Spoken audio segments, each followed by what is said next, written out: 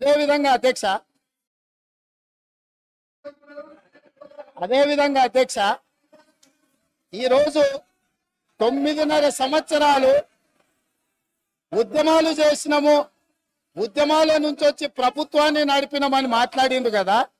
ఉద్యమాల నుంచి వచ్చిన పార్టీ ప్రభుత్వాన్ని ఏర్పాటు చేస్తే ఉద్యమ సందర్భంగా ఉద్యమం కోసం ముందుకు వచ్చి తెలంగాణ రాష్ట్రాన్ని సాధించడానికి ప్రయత్నం చేసి కృషి చేసి అమరులైన కుటుంబాలకు 9.5 సంవత్సరాలలో ఇప్పుడు వాళ్ళు ఏదైతే ప్రస్తావించిండ్రో యాదిరెడ్డి కావచ్చు, శ్రీకాంతాచారి కావచ్చు, ఈశాన్ రెడ్డి కావచ్చు, కానిస్టేబుల్ కిష్టయ్య కావచ్చు, యాదయ్య కావచ్చు, ఇట్లా వందలాది మంది బిడ్డలకు ఈ 9.5 సంవత్సరాలలో ఏ ఒక్కరోజైనా ప్రగతి భవన్కు ఆహ్వానించి మీ కుటుంబం మీ బిడ్డల ప్రాణ త్యాగాలతోని తెలంగాణ రాష్ట్రాన్ని సాధించడం, ఈ తెలంగాణలో అత్యున్నతమైన గౌరవం మర్యాద మీకు ఉంటుంది, మీరు నా కుటుంబ సభ్యుల కంటే ఎక్కువ నీ కుటుంబంలో నీ బిడ్డను కోల్పోయినావు, నీ కుటుంబానికి నేను పెద్ద కొడుకునవుతా అని చెప్పి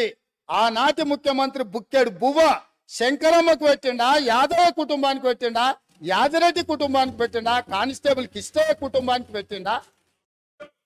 కానీ వాళ్ళ గురించి పట్టించుకోలే. ఈ కుటుంబంలో ఉన్న వాళ్లకు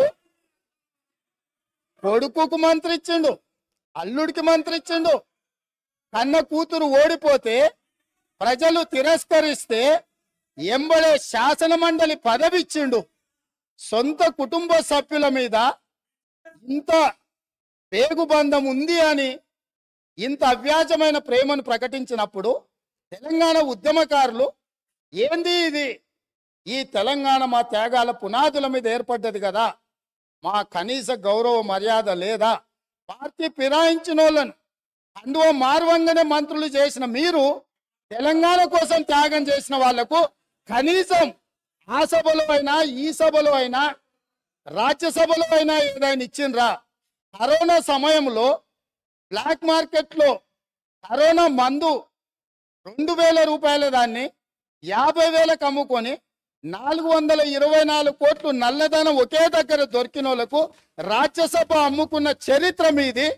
అట్లాంటి వాళ్ళని మీరు రాజ్యసభ సభ్యులుగా చేసి ఈ రోజు వచ్చి నళిని అనే ఒక తెలంగాణ ఉద్యమకారురాలు డిఎస్పీగా ఉండి తెలంగాణ రాష్ట్ర సాధన కోసం డిఎస్పీ పదవికి డిఎస్పీ ఉద్యోగానికి రాజీనామా చేసింది.